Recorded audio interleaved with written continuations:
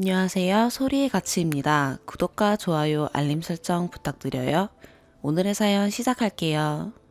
답답하고 억울한 마음에 이렇게 글을 쓰게 되었는데요. 글은 편하게 쓰도록 할게요. 신상과 상황을 알려드리자면 신랑은 34살, 가족관계는 아버님, 어머님, 누나, 자형, 조카 둘이 있습니다. 누나도 시집살이 중이고 차로 4시간 거리입니다. 신우는 1년에 두세 번 보름씩 있다가 갑니다. 저는 27살, 가족관계는 엄마, 언니, 형부, 조카 셋이 있습니다. 언니가 현재 아파트 바로 옆 동네 삽니다. 처음 결혼하고 신혼 살림은 근처에 아파트가 새로 들어오는데 그거 분양 준비하기로 하고 신랑이 살던 미니 투룸에서 시작했어요. 예단 혼수 서로 조금씩 하기로 양가 합의하고 좋게 결혼했어요. 결혼 준비로 양가 트러블 없었고요. 방 계약 기간이 한 달 남았을 때 시부모님 모시고 외식 중에 뜬금없이 우리 같이 살까요? 남편의 이 한마디에 시댁에 들어오게 됐어요. 들어오게 된 구체적 내용까지 쓰면 글이 너무 길어질 것 같아서 생략하겠습니다. 시댁에 들어오기 전 신랑한테 불편할 거 알지만 나도 노력하겠다. 어른들한테 잘하면서 잘 살겠다. 다만 내 방 하나만큼은 내 공간이었으면 좋겠다. 오빠와 나 둘만의 공간이니 오빠가 중간에서 잘 해줘야 한다. 노력하길 바란다. 라고 말하고 신랑도 동의하고 넘어갔습니다. 이제 본론 들어가 볼게요. 저희 신혼방에 우렁각시 시어머님이랑 얼마 전 싸우게 되었습니다. 우선 그 전에 있던 1부터 차례로 적어볼게요. 저희 집은 4명이 사는 집에 4명이 다 일을 합니다. 그중 가장 먼저 오는 사람은 시어머님이시고요. 어머님은 12시에 퇴근을 하시고 아버님은 5시, 신랑과 저는 6시에 퇴근을 합니다. 신랑은 거리가 좀 있어서 집에 도착하면 7시고요. 저는 정각에 퇴근해서 집에 오면 10분도 안 되는 시간이에요. 항상 어머님이 일찍 퇴근해 오셔서 이틀에 한 번씩 청소를 하시는데 그때마다 저희 방도 청소를 하시네요. 주말에 제가 청소하면 된다고 안 하셔도 된다고 하니 어린 게 뭘 하겠냐며 알아서 한다고 걱정 말라고 오히려 화만 내시더군요. 이렇게 화를 내시고 난 뒤엔 몰래 들어갔다 가시네요. 어른들 아침 식사는 시간은 6시 30분입니다. 전 6시에 일어나서 어머님 아침 준비 도와드리고요. 아버님, 어머님 먼저 식사하시고 출근하십니다. 신랑은 7시 30분에 일어나 씻고 8시쯤 같이 아침밥을 먹습니다.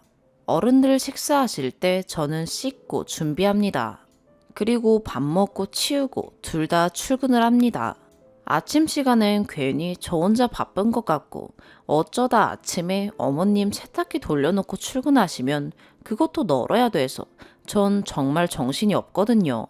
물론 제가 정신 똑바로 챙기고 좀 더 빠릿빠릿 움직이면 좋겠지만 이 정도 하는 것도 저는 답답해서 숨이 차요. 이렇게 아침 시간 보내다 보면 방안이 의도치 않게 엉망이 되어버리기도 하고 전 또 갔다 와서 치우자 하고 문 닫고 출근하는데 퇴근해 오면 방문은 살짝 열려 있고 들어가 보면 어지러운 건 그대로인데 뭔지 모르게 깨끗해져 있습니다. 건드린 듯 안 건드린 듯 말이에요. 어머님은 나는 그 방에 들어간 적 없다 라는 표정으로 왜? 이러시고 어머님이 방에 들어와서 청소만 하시는 게 아니라 이것저것 막 뒤져보세요. 옷장도 열어보고 화장대, TV 다이까지 다 열어보시고 나중에 저녁밥 먹고 나서 거실에서 과일 먹고 있으면 옷장에 난방 못 보던 건데 뭐냐 이러시네요. 그래서 저희 방 들어가셨냐고 하면 뭐 그것 좀 열어볼 수도 있지 그걸 그렇게 따져야겠냐고 되려 화를 내셔서 뭐라 말도 못했네요. 참다 이건 아니다 싶어 신랑한테 말을 하니 제가 청소를 안 하니 어머님이 답답해서 청소를 하시는 거라면서 저보고 청소 똑바로 하라고 하더군요. 제가 거실 청소하려고 하면 똑같이 청소기 돌리는데도 마음에 안 드신다면서 본인이 다 하시고는 저녁에 신랑 퇴근하면 허리 아프다고 누워 계시고요. 아프다 아프다 하시면서 무거운 가구 재배치는 어찌 그리 계속 하시는지 하루하루 위치가 달라지니 참. 화장실 청소도 제가 하겠다고 하면 네가 뭘 하냐, 이런 건 내가 노하우가 있어서 잘한다 하면서 본인이 하시는데, 락스랑 주방 세제 섞어서 물에 탄 후 부어서 수세미로 닦고 끝입니다. 욕조에는 물때가 그대로 있어요. 설거지도 세제 쓰면 안 좋다고 하시면서 그릇에 기름기가 없는 건 그냥 수세미로 대강 하고 헹구고 끝이에요. 그래서 안 된다고, 물때 낀다고, 어머님 몸에 더 안 좋다고 하니 네가 뭘 안다고 하면서 말대꾸하지 말라고만 하세요. 그릇엔 물때가 누렇게 있고요. 세탁기 빨래도 저 혼자 맘대로 못하게 하세요. 무조건 세탁물 하나하나 어머님이 확인하셔야 하고, 빨래 얼마 없는데 세탁기 돌리는 것도 낭비라면서 손빨래가 좋다면서 손빨래 하시고, 세탁기 돌리고 나서 헹굴 때 섬유유연제 넣잖아요. 저희 어머님은 그것도 다 낭비라면서 세탁기 다 돌아가고 나서 빨래 넣을 때 분무기에 섬유유연제 넣어두고는 빨래에 뿌립니다. 섬유유연제는 원래 한 번 헹궈야 하지 않나요? 손빨래한 것도 꿉꿉한 냄새가 나서 냄새 난다고 해도 무슨 냄새가 나냐고 하나도 안 난다고 하십니다. 저 언니 집에서 빨래 해온 적도 있습니다. 저 어릴 때부터 엄마 일 나가면서 언니랑 둘이 있으면서 집안일 돌아가면서 해서 웬만한 집안일 제 스스로는 기본은 한다고 생각하고 있거든요. 근데 어머님이랑은 하나부터 열까지 다 안 맞는 것 투성이에 제가 무슨 말만 하면 어려서 모른다, 뭘 알겠냐고만 하시고, 그럼 알려주세요 하면 알아서 뭐하게, 이렇게 말만 비꼬세요. 신랑이란 사람은 그냥 자기 사는데 피곤한 일도 없고, 자기가 직접 눈으로 본 상황이 아니라 제 말만 듣고는 판단할 수 없다고 생각했는지 좋은 게 좋은 거라고 이해하고 넘어가라고만 하는데, 제가 이상한 건가요? 주인도 없는 방 안에 몰래 들어오셔서 하나둘 간섭하시는 거 전 좀 아니라고 생각합니다. 아버님은 저희 방 근처에도 안 오세요. 거실에 앉아 계시다가도 화장실 가실 땐 안방 화장실 쓰시고요. 저희 방은 아주 별개의 공간이라고 생각하시고는 안에 들여다보지도 않으시고 멀리서 부르세요. 바쁘냐고 잠깐 나와보라고요. 어머님은 거침없습니다. 신랑 없을 땐 문 벌컥 열고 들어오시고, 신랑이 있을 땐 똑똑 노크하시며 매너를 보여주세요. 사실 이게 더 기분이 나빠요. 방문 열어두고 방에 둘 다 TV 보고 있으면 부르면서 오시는 것도 아니고 그냥 슬쩍 문 앞에 기웃거리십니다. 무슨 저희가 죄 지는 것도 아니고 제가 볼 때는 염탐으로밖에 비유가 안 되네요. 제가 본인 아들한테 해코지 할까봐 그러는 걸까요? 위에 소개에도 있듯이 신랑한테는 누나가 하나 있는데 결혼하고 아들들 키우고 있습니다.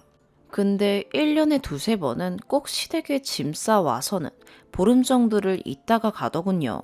따로 살 때도 신우 와 있어서 퇴근하고 매일 가고 주말엔 애들이랑 놀아줘야 됩니다.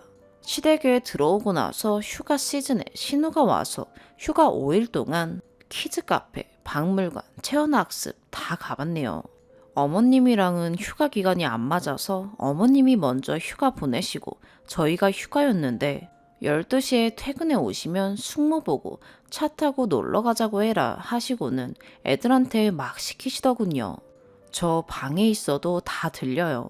애들도 안방 침대는 흙침대라 딱딱하니 저희 방 와서 침대 위에서 노래 부르며 뛰고, 뛰지 말라고 침대 위에서 뛰는 거 아니라고 하면 피식 웃고 더 뜁니다.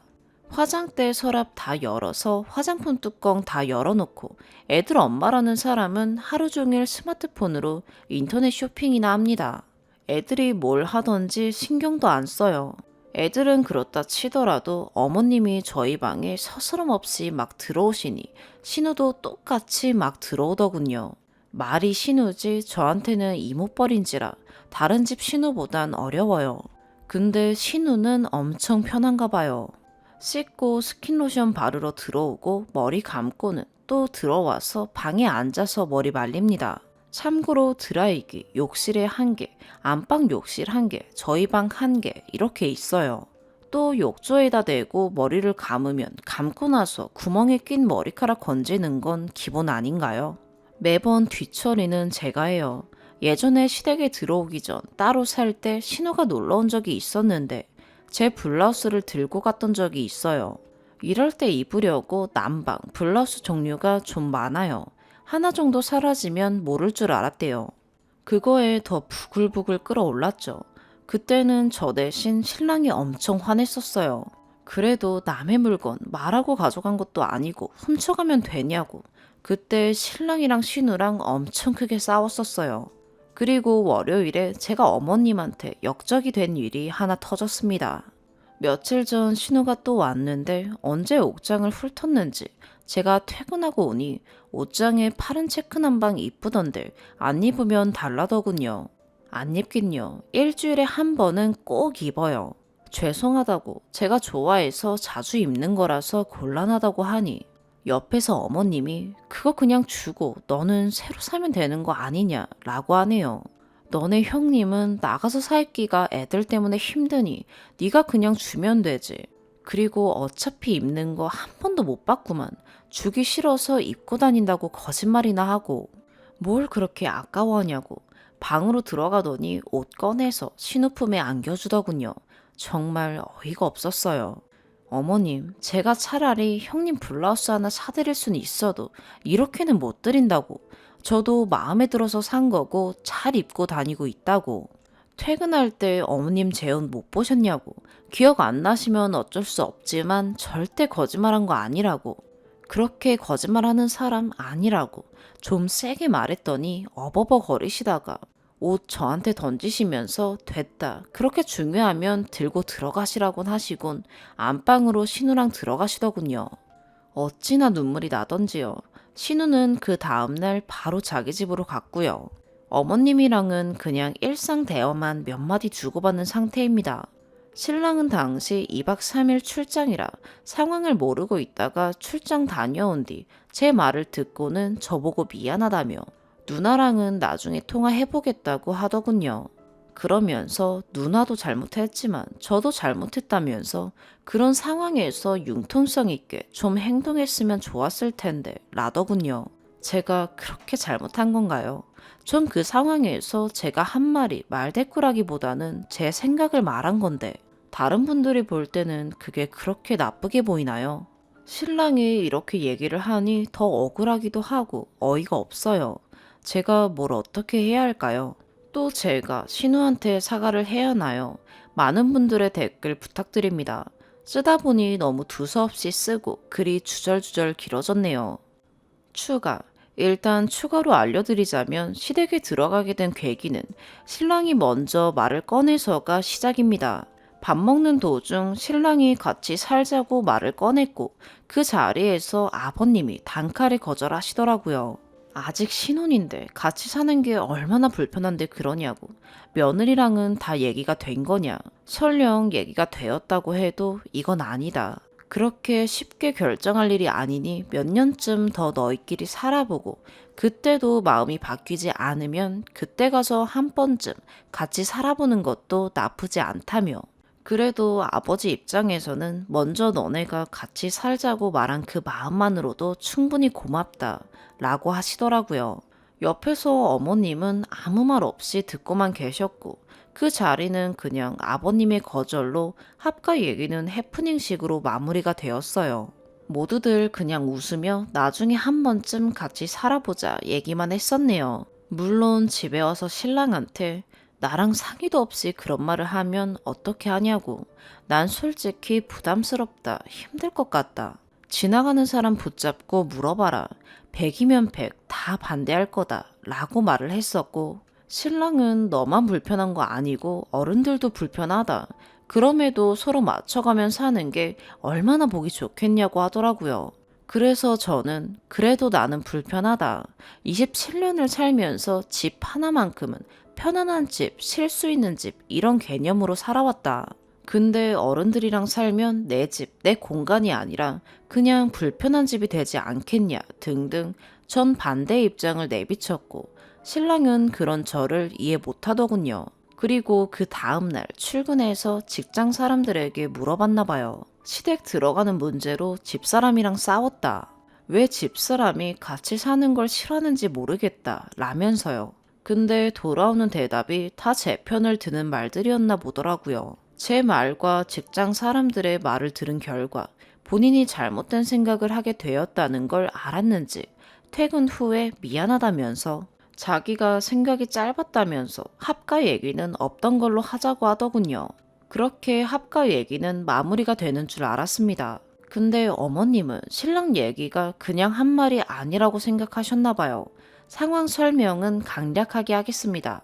신랑이 그렇게 말하고 며칠 뒤 전화가 와서 퇴근 후에 집으로 오라고 하셨어요. 신랑이랑 집에 가니 아파트 전단지를 보여주셨고요. 낮에 모델하우스를 가서 가져오신 거라면서 현재 집 37평은 너무 좁으니 더 큰 집인 45평으로 이사 가자고 하셨습니다. 신랑은 그냥 나중에 같이 살기로 해놓고서는 왜 그러냐며 어머님한테 화를 내고 저는 일단 저희 신혼 좀 더 지내고 나서 나중에 생각하자고 말씀드렸습니다. 참고로 아버님은 잔업 때문에 자리에 안 계셨습니다. 어머님은 신랑 말을 듣더니 결혼하더니 사람이 변했다며 정말 뜬금없이 울고불고 하시는 겁니다. 결국 신랑이 집사람이랑 좀 더 상의해보겠다. 나는 우리 집이라 편하지만 집사람은 그게 아니다. 하지만 집사람이 그렇게 불편한 게 아니라면 나도 집에 들어가고 싶다 라고 말했습니다. 마지막 말은 옆에서 듣고 있다 정말 황당했어요. 남편의 그 말을 끝으로 조금 더 앉아있다 집으로 왔습니다. 집에 와서 역시 대판 싸웠고요. 내가 불편하지 않는 이상 들어가 산다는 말이 그렇게 쉽냐고. 어떻게 사람이 말을 생각 없이 내뱉냐고. 저번부터 나는 확실히 말하지 않았냐고. 불편하다고. 근데 어떻게 불편하지 않으면 산다고 하냐고. 엄청 크게 싸웠습니다. 그 뒷날 어머님 전화 와서 불편할 게 뭐가 있냐. 편하게 친정이라 생각하고 지내라고. 손 하나 까딱할 거 없이 살면 얼마나 편하겠냐고.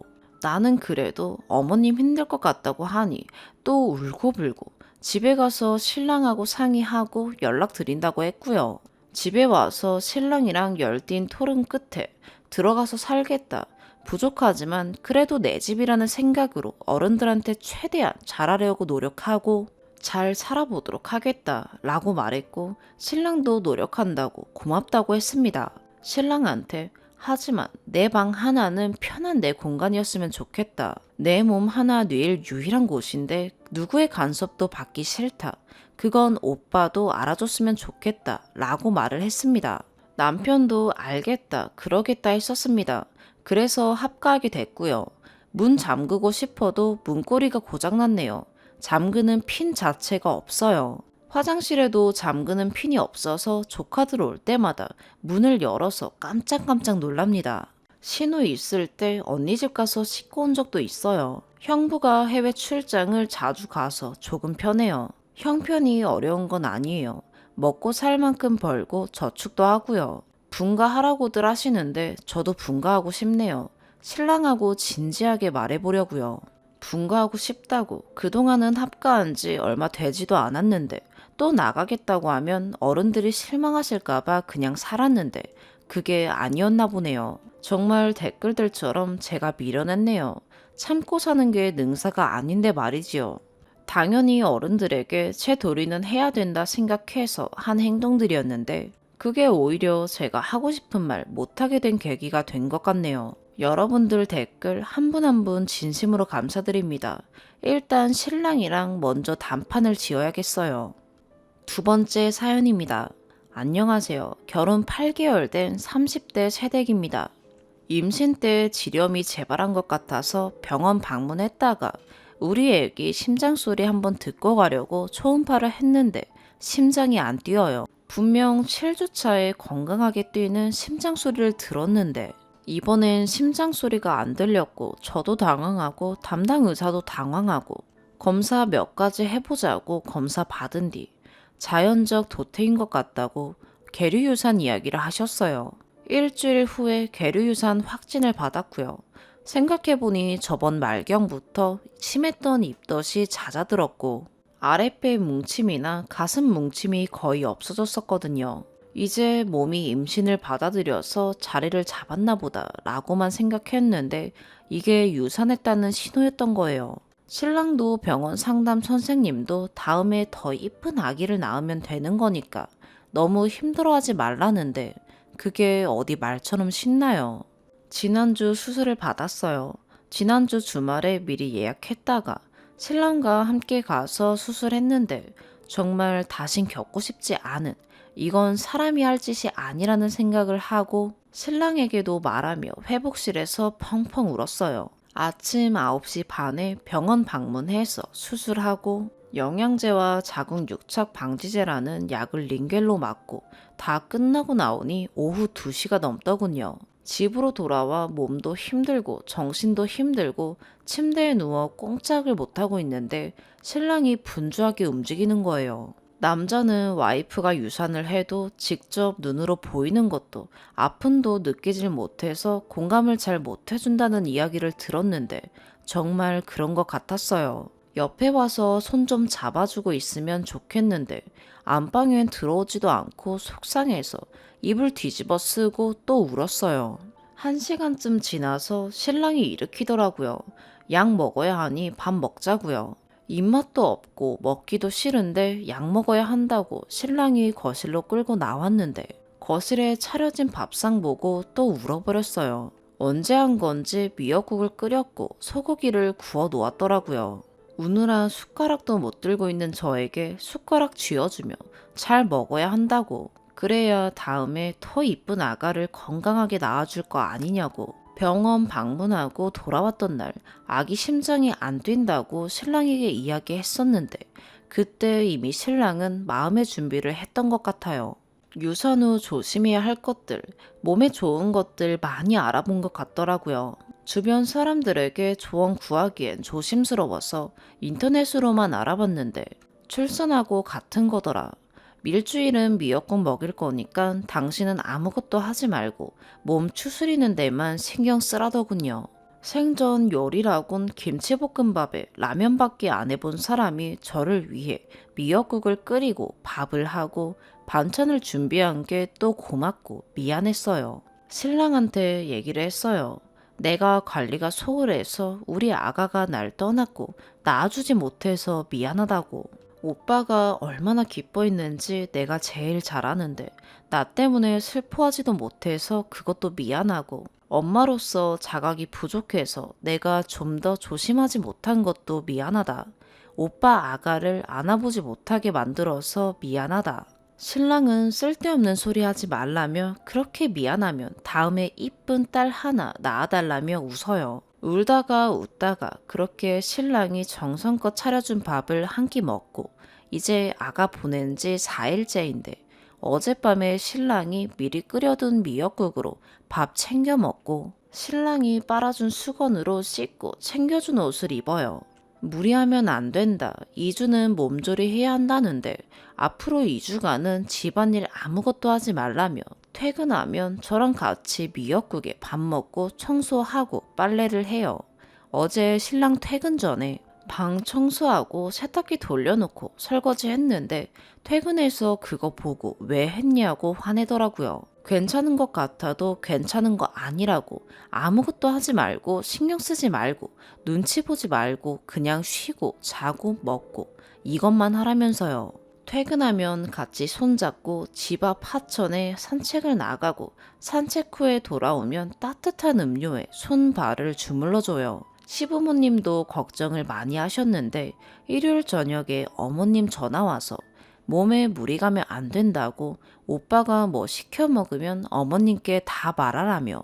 고생했다. 몸보다 마음이 더 힘들 텐데 우리 딸 얼른 기운 차려라 하시는데 그 걱정하시는 마음이 죄송하고 감사하고 그래요. 출근하면 시간마다 연락을 하는데 제일 많은 말이 옷 따뜻하게 입어. 유산해도 옷 따뜻하게 잘 챙겨 입어야 한대. 밥 먹었어? 입맛 없다고 안 먹지 말고 미역국에 밥 말아서 한 숟갈 떠. 약 먹었어? 먹고 싶은 거 없어? 집안일 손대지 마. 어제 산책하면서 물어봤거든요. 오빠 힘들지 않냐? 그냥 집안일 내가 할게. 신랑은 지금 2주 내가 고생하는 게 나아. 그래야 나중에 여보 나이 먹고 몸 고장난 곳 없어야 오래오래 차려주는 밥 먹지. 그래야 나중에 여보 나이 먹고 몸 고장난 곳 없어야 오래오래 차려주는 밥 먹지. 그냥 지금 2주 힘들고 앞으로 50년 편한 게 나아. 라면서 웃더라고요. 집안일 해놓은 거 알면 우리 신랑 분명 화낼 건 알지만 그래도 오늘은 청소도 제대로 하고 집안일 제대로 해놓고 신랑이 좋아하는 제육볶음이랑 막걸리 준비해두려고요. 물론 술은 같이 못 먹어주겠지만 잘못된 걸 알았던 순간부터 수술을까지도 낳아주지 못한 아기에게 죄책감이 들어요.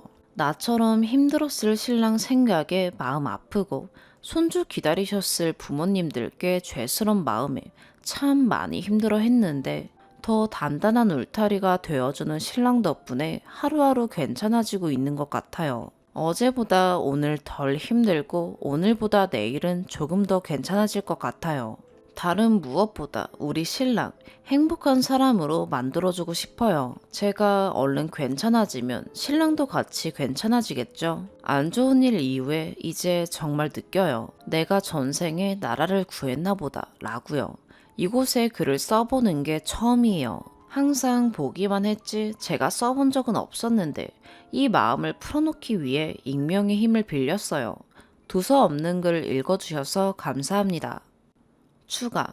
안녕하십니까. 정생에 나라를 구한 맹꽁이 신랑 미역국 끓이는 남편입니다. 아침부터 무슨 링크를 카톡으로 보내면서 꼭 보라고 몇 번이나 이야기하길래 급한 일 마무리하고 잠깐 읽어봤더니 이런 수다를.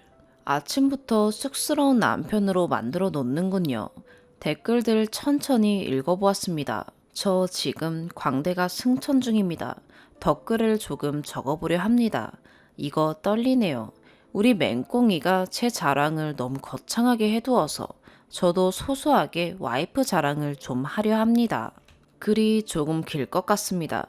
와이프 자랑하고픈 팔불출 남편 정도로 생각해 주시면 좋겠습니다.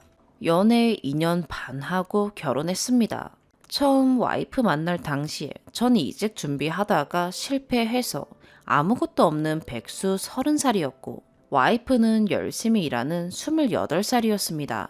제가 다시 직장에 들어가기까지 1년을 묵묵히 뒷바라지 해준 여자입니다. 저 대신 집안 대소사를 챙겨주었고 저 없이 혼자 집에 찾아가 남자만 셋 있는 집에 적적하셨을 저희 어머니 말벗이 되어주고 친구가 되어준 사람입니다. 아버지 다리 수술하시고 어머니 혼자서 병수발 들 때 퇴근 후 잠깐이라도 찾아가 어머니 손잡고 대화를 나누고 어머니 곁에서 함께 해준 고마운 사람이 제 와이프입니다.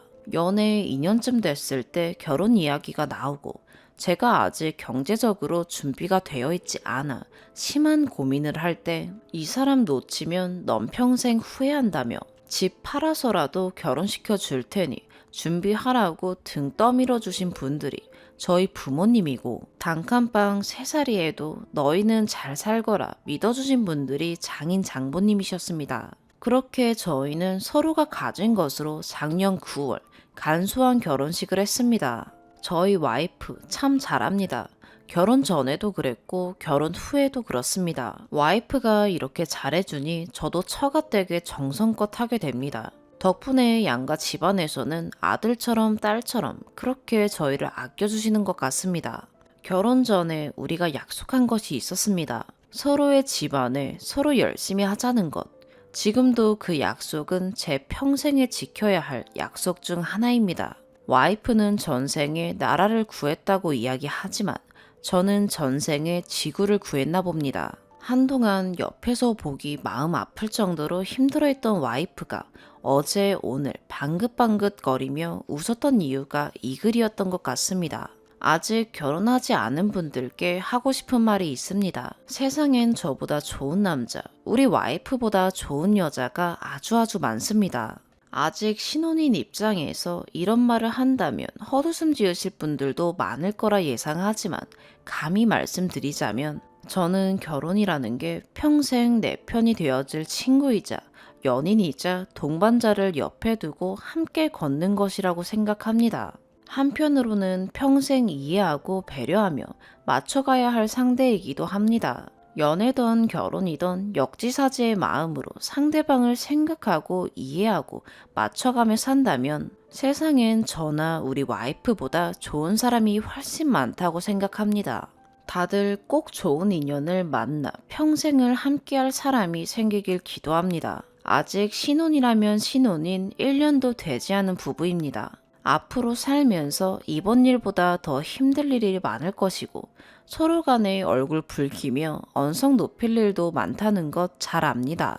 30년을 다르게 살아왔으니까요. 몇 년이 지나도 이 글과 함께 아파해주고 응원해주신 분들 댓글 읽어보며 행복하게 살겠습니다. 감사글이 너무 길어진 듯 합니다. 하고 싶은 말은 너무나도 많은데 다음 기회에 다시 써야 할 것 같습니다. 우리 맹꽁아, 우리 더 단단한 부부로 살아가자.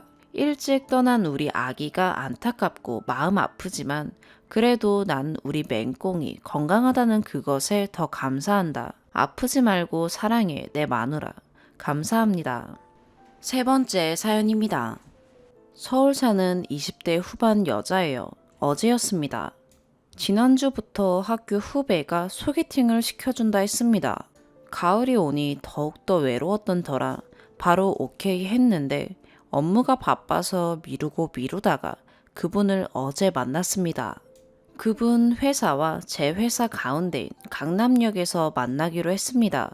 칼퇴근하고 강남역으로 바로 갔어요. 평소 출퇴근할 땐 되도록 차를 안 가져가는 편인데 어제는 거래처 외근이 많아서 부득이하게 차를 끌고 간 날입니다. 퇴근 시간에 미칠 듯한 강남역의 정체를 뚫고 주차를 한 다음에 시간이 조금 늦었길래 만나기로 한 어느 매장 앞으로 뛰어갔습니다. 약속한 시간은 6시 반이고 주차 끝내니 6시 40분이었어요. 기다리고 계실 것 같아서 죄송한 마음에 막 뛰었습니다. 매장 앞에 도착해서 전화를 했는데 아직 오고 있다는 겁니다. 그러면서 늦어서 죄송하다네요. 전혀 짜증나지 않았고 오히려 다행이라는 생각이 들어 구석에 서서 손거울 보면서 화장 상태 체크하고 있었습니다. 그리고 얼마 지나지 않아 그분께 전화가 왔습니다. 헐레벌떡 뛰어오시는 모습이겠거니 했는데 그분은 예상과 달리 느긋하게 여유로운 미소를 짓고 손을 흔들며 걸어오셨습니다. 참 여유 있으신 분이구나 라고 좋게 생각했습니다. 인사를 나누고 미리 준비한 오렌지 주스를 건넸습니다. 첫인상은 나쁘지 않았어요. 나이는 30대 초반, 저와 어울리는 적당한 키에 깔끔한 헤어스타일과 호남형 인상에 깔끔한 세미 정장, 깨끗한 구두. 후배의 직장 상사라기에 최대한 더더욱 예의를 갖춰야지 생각하면서 저녁 먹으러 갔습니다. 레스토랑에 도착해서 둘 다 스파게티를 시켰습니다. 전 토마토, 그분은 까르보나라로요. 여기까진 참 분위기 훈훈했습니다. 농담도 주고받고 공통 분모인 후배 얘기도 하고 앞으로 저에게 벌어질 일들을 정말 몰랐습니다. 서로 얘기하면서 까르보나라가 나왔는데 그분은 까르보나라를 마치 짜장면 드시듯이 그릇을 거의 들어서 흡입하십니다. 후루룩 소리를 내면서요. 혓바닥 길게 내밀어서 스파게티를 입에 넣으시고 소리를 쩝쩝 내시며 해장하듯이. 그러면서 또 너무 해맑게 웃으십니다. 여기 정말 맛있다고요. 네, 많이 드세요 하면서 먹고 있는데 그분이 한참 드시던 크림 소스가 잔뜩 묻은 포크로 제 스파게티를 떠서 드셨어요. 제가 고기를 좋아해요. 라면서요. 제 스파게티에 들어있는 그 미트볼을 드시겠다고 정말 거짓말 안 보태고 막 휘저었어요. 살면서 비위가 약하다는 생각도 말도 들어본 적이 없는데 갑자기 밥맛이 뚝 떨어졌어요. 이 남자 뭐지? 우리 사귀는 사이인가? 가족인가? 우리 초면 아닌가? 황당해서 벙쪄 있다가 그분이 미트볼을 맛있게 드시는 걸 보고 좀 덜어드릴까요? 하니까 또 해맑게 웃으시면서 괜찮다고 많이 드시라고 하셨습니다. 이걸 맛있게 먹으라고요. 결국 전 먹는 둥 마는 둥 깨작거리다가 그분께서 왜 안 드시냐고, 입맛에 안 맞으시냐고, 미트볼 맛있는데 드셔보시라고 이러면서 또 자기 포크로 두 번인가 더 휘저었고 저희는 후식을 시켰습니다. 그분은 후식으로 녹차를 시켰습니다. 전 후식으로 뭘 시킬까 생각하고 있었는데 그분이 대뜸 자기는 녹차 먹는데 커피도 마시고 싶다며 저한테 한마디 상의도 없이 제 후식을 커피로 주문했어요. 후식이 나왔는데 그분은 녹차를 홀짝홀짝 드시더니 커피 괜찮아요 하시면서 제 앞에 놓인 커피를 가져가서 마시더라고요. 원샷 하는 줄 알았어요. 그 뜨거운 커피를 한 번에 반 정도 드셨어요. 이때부터 조금씩 멘붕이 오기 시작했어요. 결국 커피는 입에도 못 대고 저희는 레스토랑을 나왔습니다. 마음 같아서는 집에 가고 싶었지만 후배의 직장 상사라기에 후배를 봐서라도 예의 없게 굴 수가 없었습니다. 레스토랑을 나와서 저희는 영화를 보러 갔습니다. 그분이 저녁을 사셨기에 영화는 제가 계산하려고 카드를 꺼냈습니다. 그런데 극구 아니라고 괜찮다고 자기 부끄럽게 하지 말라며 제 카드를 뺏어 들다시피 압수하시고 그분 카드로 계산하셨어요. 그렇다면 팝콘이라도 사려고 팝콘 코너로 가고 있는데 또 그분이 뜯어 말리시면서 은근슬쩍 팔짱을 끼게 하길래 슬쩍 팔을 뺐습니다. 그러면서 자기는 팝콘 별로 안 좋아한다고 아까 점심에 먹다 남은 김밥을 싸왔으니 그거랑 자기가 집에서 가져온 과자가 있으니 그거 먹잡니다. 정말 소심한 저는 얼떨떨하게 영화관에 앉아서 영화 시작하길 기다리는데 그분이 서류 가방에서 호일로 감겨진 정말 먹다 남은 반쪽짜리 김밥을 꺼내셨습니다. 그리고 포카칩 한 봉지랑 맞다, 이것도 있었어요. 라면서 먹다 남은 것 같은 맥도날드 프렌치 후라이도 꺼냈습니다. 전 뭐라 할 말이 없었고요. 좋은 말로 하자면 참 알뜰하신 거고 나쁜 말로 하자면 궁상인 이 남자.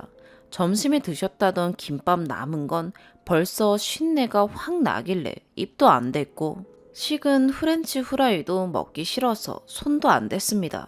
포카칩을 그분과 저 사이에 두고 먹는 둥 마는 둥 집어 먹는데 그분은 쉰 김밥이랑 프렌치 후라이를 다 드시고는 제가 포카칩을 집어 먹을 때마다 일부러 그러는 건지 아님 우연인 건지 포카칩 짓는 제 손등에 완전 밀착하시다시피 손등을 갖다 대는 겁니다. 결국 또 몇 번 먹다 말았습니다. 빨리 집에 가고 싶어서 영화도 보는 둥 마는 둥 영화 보는 내내 계속 어린애 영화 보여주듯이 옆에서 설명 다 해주시고 말 거시고 앞좌석 사람들이 고개 뒤로 돌려서 쳐다보는 게 느껴졌습니다. 그렇게 영화관에서 나와서 시간이 좀 늦었길래 그분이 술 한잔 하자는 제의를 정중히 거절했습니다. 내일 저희 출근해야 하잖아요 하면서 들어가자 하려는데 그분께서 그럼 자기 집까지 태워달라는 겁니다. 아까 밥 먹으면서 차 가져왔다고 말했거든요. 다시 한번 당황했습니다. 평소 같았으면 싫다고 딱 잘라 말했을 텐데 후배 입장 생각해서 또 멍청이 같이 예의 차려야 된다는 생각에 그분을 조수석에 태웠습니다. 그분은 계속 자기 취미라시던 낚시 얘기를 하셨습니다. 다음에 같이 바다낚시 가자고요. 이젠 대꾸해주기도 귀찮아서 적당히 내내 해주면서 가는데 그분이 자꾸 안전벨트를 안 하십니다. 계속 불 깜빡깜빡거리며 삑삑거리는데 자기는 차 타면서 한 번도 안전벨트 안 해봤다고 답답한데 어떻게 하냐고 너무 시끄러워서 이거 소리 난다고 저 봐서라도 한 번만 해주세요 하니까 마지못해 하셨습니다. 그러면서 안전벨트의 불필요성에 대해서 계속 연설을 하시고요. 다행히 예상보다 빨리 그분 집 근처에 도착했습니다. 내려드리고 잘 들어가시라고 내려서 인사드리는데 그분이 저를 안으려고 하는 겁니다. 제가 자꾸 마지못해 내내 하니까 절 완전 호구로 봤나 봐요. 완전 정색하면서 거절하고 그럼 들어가세요 하고 그분이 뭐라 말하려 하는데 듣지도 않고 출발했습니다. 분노의 악셀을 밟으며 후배한테 당장 전화하고 싶었지만 시간이 늦었기에 분노를 가라앉히고 겨우 집에 도착해 분노의 클렌징 후 잠이 들었습니다. 오늘 아침에 출근했는데 후배한테 먼저 연락이 왔습니다. 어제 소개팅 잘 했냐고요. 목구멍까지 차오르는 욕과 분노를 억누르며 차분하게 얘기했습니다. 다시 한번 나한테 소개팅 시켜주면 널 가만 안 두겠어. 어제 일화를 말해주니 후배는 너무 당황하면서 너무 죄송하다고, 정말 회사에서는 그런 사람이 아닌데 몰랐다고, 근데 그분이 너무 마음에 드신다며 난리라고, 후배가 다음에 일식집 코스로 쏘겠다고 싹싹 빌길래 일단 전화를 끊으니 헛웃음이 나왔습니다. 그리고 한 5분 후에 전화가 왔어요. 안 받고 싶었는데 거래처인 줄 알고 받았습니다. 그분은 어제는 잘 들어갔냐? 잘 안 드시던데 원래 잘 안 드시냐? 오늘 저녁에 시간 되면 어제 못한 술이나 한잔 하자고. 이젠 내내 하기도 싫고 짜증이 나서 딱 잘라 거절했습니다. 죄송하지만 저랑 많이 안 맞으시는 것 같다.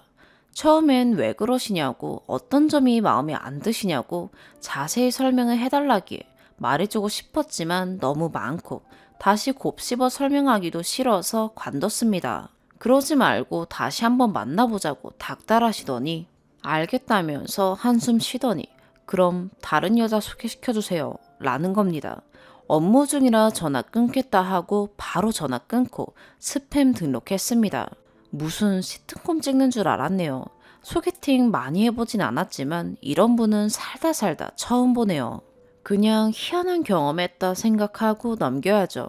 저한테도 곧 좋은 사람이 나타나겠죠. 추가. 소개팅 난 후기 제 얘기네요. 어이가 없어서. 동료한테 듣고 알았어요. 그럼 직접 말하시지 그러셨어요. 사람들도 다 아는데 공개적으로 망신을 주다니. 저는 32살 남자입니다. 일단 첫 만남 때 늦어서 죄송합니다 라며 충분히 죄송하다고 말씀도 드렸는데 또 쓰셨네요. 본인도 늦으셨으면서. 저도 첫인상은 나쁘지 않았습니다. 몸매도 글래머러스 하시고 다리도 예쁘시고 얼굴도 수술기 없는 동양적인 미인이셨고 마음에 들었습니다. 밥 먹는 내내 분위기도 좋고 후배 얘기도 하고 여기 너무 맛있다고 글 쓰신 것처럼 분위기도 좋았습니다. 얘기도 잘 통하고 생각도 잘 맞고 싼티나지 않으신 분 같더라고요. 제가 싼티나는 여자를 좀 싫어해서요. 제 포크로 그분 거 떠드셨다고 뭐라 하시던데 그럼 처음에 좀 덜어주시지 그러셨어요. 그럼 그런 일이 없었을 텐데 후루룩 먹었다고 하시는데 저는 제가 그러는지도 몰랐네요. 그렇게 먹었다 하더라도 배고프면 그럴 수도 있는 거 아닌가요? 꼭 스파게티는 우아하게 먹어야 되는지. 고기 좋아해서 그분 미트볼 좀 먹었는데 그게 그렇게 토 나오던가요? 제가 괴물이라도 됩니까? 밥 먹었는데 입냄새 날까봐 후식으로 녹차 시켰습니다. 근데 커피를 드시고 싶으신 것 같아서 저도 녹차를 시켰지만 커피도 마시고 싶어서 커피도 시켰습니다. 마시기 전에 좀 드시려냐고 물어보시지도 않으시고 얘기하느라 바쁘시네요. 그래서 제가 좀 마셨습니다. 다시 생각할수록 어이가 없네요. 그분 더 안 드시길래 계산하고 나왔습니다. 첫 데이트에서 남자가 내는 게 가오니까요. 영화 본 지가 오래돼서 영화 보러 가자고 했는데 흔쾌히 네 하시더군요.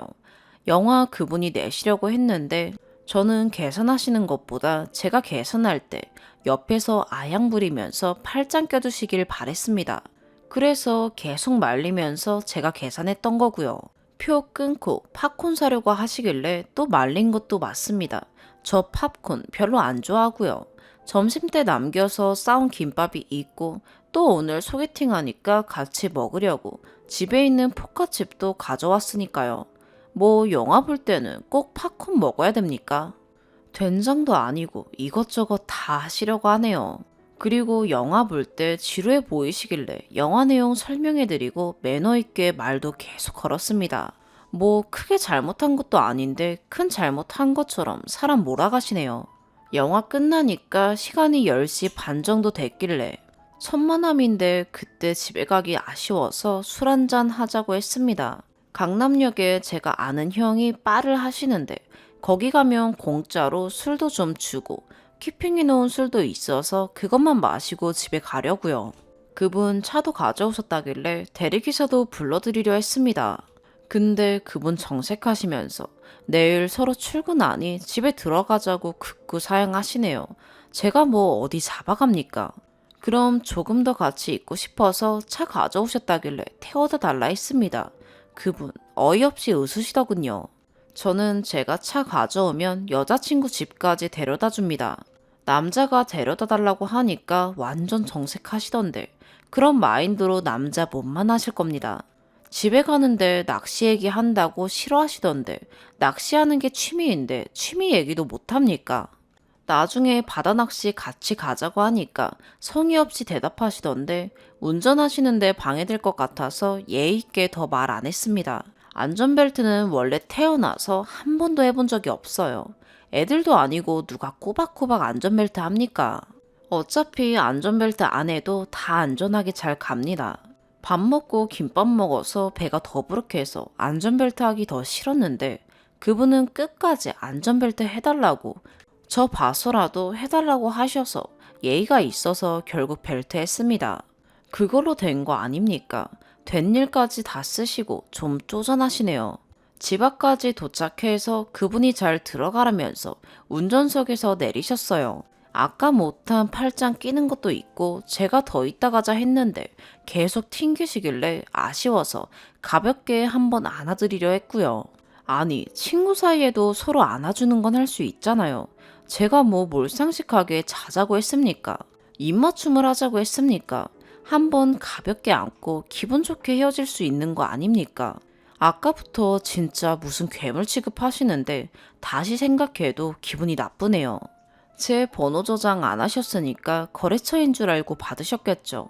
소개팅 했는데 전화번호 저장하는 건 기본 매너, 기본 예의 아닙니까? 그분 계속 정색하시면서 우리 안 맞는 것 같다 하시길래 좀 졸랐습니다. 솔직히 사람이 한 번 만나보고 어떻게 합니까?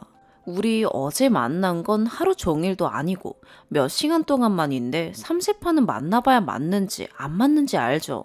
사람 만나는데 스킨십도 중요하다고 생각해서 손잡고 팔짱, 포옹까지 할 생각이었는데 다 정색하시고 아주 귀하고 고고하신 여자 납셨네요. 계속 좀 얘기하다가 도저히 안 될 것 같아서 그럼 다른 친구 소개시켜달라 했습니다. 저도 솔로인 지 좀 오래됐고 그분이 절 마음에 안 든다 먼저 퇴짜 놓으셨으니 그럼 다른 소개팅으로라도 보상을 해주셔야죠.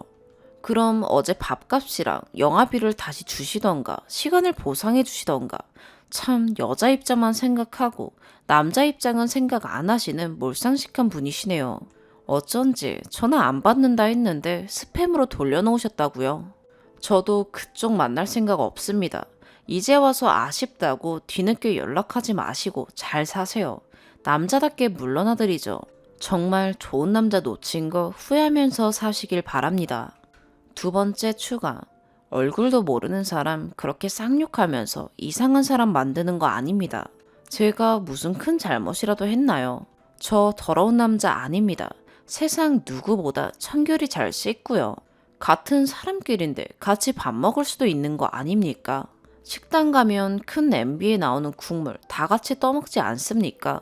저 간염 주사도 다 맞았고요. 같이 먹으면 에이즈라도 걸립니까? 인정이 없으시네요. 남은 음식이 있는데 또 새로 사 먹는 건 사치입니다. 배가 고프셔서 팝콘을 드실 거면 아까 스파게티는 내숭인지 깨작깨작 드시더니 김밥이랑 과자가 있는데 또 사 드시려고 하신 거고요. 그럼 김밥이랑 프렌치 후라이 드시라고 드렸는데 안 드신다고 하셨습니다. 그래서 저 혼자 먹은 거고요. 산지 몇 시간 지나지도 않은 김밥이라 쉰냄새 조금 나도 상한 건 아니니 괜찮습니다. 사람은 그 정도의 면역력은 다 가지고 있어요. 그리고 글에 썼다시피 제가 연인 관계에서 스킨십을 중요하게 생각해서 우리가 잘 통하는지 가벼운 정도의 스킨십을 한 것 뿐인데 그걸로 말이 많으시네요. 그건 개개인의 차이 아닙니까? 저는 스킨십 부분이 중요하다고 생각합니다. 조선시대도 아니고요. 님들이 제 입장이라면 어이없지 않으시겠습니까? 여자분은 지금도 전화 안 받으시네요. 저한테 연락하셔서 정중히 사과하셔야 되는 거 아닙니까? 도무지 상식 이하라서 이해를 하고 싶어도 할 수가 없네요. 저 32년 동안 이상한 사람이라는 말 한 번도 들어본 적 없는데 여기 와서 평생 먹을 욕 다 먹네요. 주변에 친구들도 많고 인간관계도 좋습니다. 실적도 좋아서 연봉도 높고요. 누구보다 열심히 살아왔습니다. 단지 그 몇 시간의 잘못되지도 않은 행동으로 여자분 때문에 제가 욕을 먹어야 된다는 게 억울합니다. 억울하고 화나서 화장실 나오실 때 사진 찍은 거 올리려고 했습니다. 이 여자분 조심하시라고 알려드리려고요.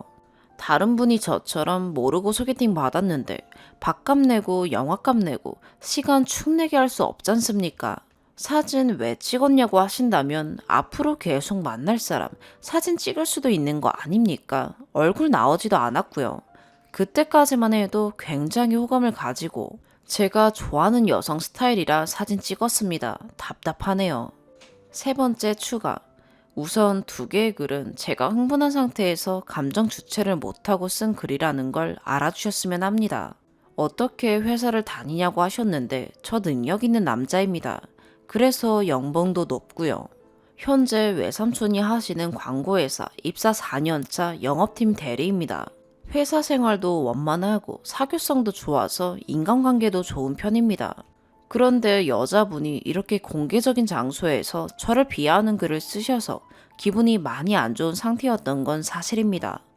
그 상태에서 앞뒤 없이 글을 쓰다 보니 여러분들의 질타도 욕도 많이 먹은 것 같습니다. 리플들을 읽어보면서 제 자신을 많이 돌아봤습니다. 무턱대고 쌍욕하는 글이 대부분이었지만 그 중에도 이성적으로 논리 정연하게 남겨주신 분들이 계셔서 많이 도움이 되었습니다. 지적해주신 모든 부분들을 다 이해할 수는 없지만 몇몇 부분들은 반성하게 되었습니다. 우선 영화 볼 때 점심때 먹다 남은 김밥을 싸간 점, 그날 점심때 외근으로 바빠서 종로 쪽 거래처 외근을 나갔을 때 김밥집에서 참치김밥 한 줄, 소고기김밥 한 줄을 사서 소고기김밥은 다 먹고 참치김밥은 반 정도 먹다가 가방 안에 넣었습니다.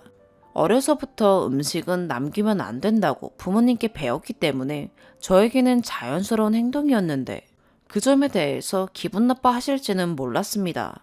후렌치 후라이도 같은 이유에서입니다. 다음부터는 조심하겠습니다. 포카칩은 뜯지 않은 새 거였습니다. 평소 영화 볼 때 팝콘보다는 집에서 가져간 과자 등을 먹는데 이 습관이 저도 모르게 여자분을 불편하게 만든 것 같네요. 그리고 저 모태솔로 아닙니다. 인간관계도 좋고 인맥도 넓은 편이고요. 일하면서 여자분들께 대시도 많이 받아봤고 친구들과 나이트나 술집 가도 여자분들께 인기 있는 편입니다. 운동을 열심히 해서 몸도 좋고요. 여자친구도 물론 사귀어봤고요. 이런 점에서 오해 없으시길 바랍니다. 그리고 그분 사진을 찍은 건 당시 그분이 너무 마음에 들어서 만남을 오래 지속하고 싶은 마음이었습니다. 여러 번 만나고 시간이 지난 후에 처음 모습부터 사진으로 보여주고 싶었습니다. 그분께서 감동받으실 수 있게요. 그런데 이 부분에서 기분 나빠하시고 안 좋은 취급을 받아 현재 사진은 지웠습니다. 차를 태워달라고 한 점도 술 한잔 하자고 한 점도 그분께 호감이 있었기 때문에 더 같이 있고 싶어서 그랬던 것 같습니다. 불쾌하셨다면 늦었지만 미안합니다. 스킨십 부분에 대해서 많이 욕하시던데 그 부분은 개인 취향이기 때문에 이해하기가 아직은 힘든 것 같습니다. 그 부분에 대해서는 좀 더 생각해 보겠습니다. 많이 반성하고 있고 앞으로도 더 반성할 것입니다. 어제의 이후로 미친놈같이 그분께 연락은 더 안 하고 있지만 이 글을 보시고 연락해 주시면 다시 한번 만나 새로운 모습을 보여드리고 싶습니다.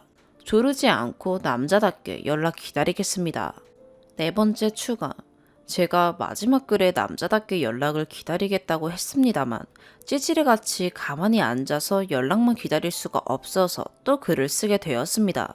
저는 그분의 첫인상이 마음에 들었고 얘기를 나누는 내내 계속 만나고 싶은 생각이 들었습니다. 그래서 지금까지도 포기할 수가 없습니다.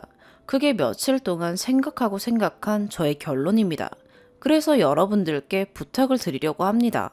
그분이 이 글을 볼 수 있게 해주세요. 찌질이같이 연락은 따로 안 하겠습니다.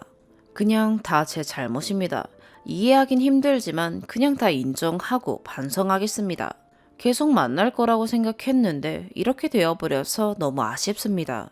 저는 계속해서 만남을 이어가고 싶습니다. 그래서 이렇게 남자답게 공개적으로 글을 씁니다. 저의 지난 실수를 다 용서해 주시고 다시 한 번만 만나 주시면 새로운 모습을 보여드리겠습니다. 술집에서 합석을 해도 나이트에서도 만날 수 없을 것 같습니다.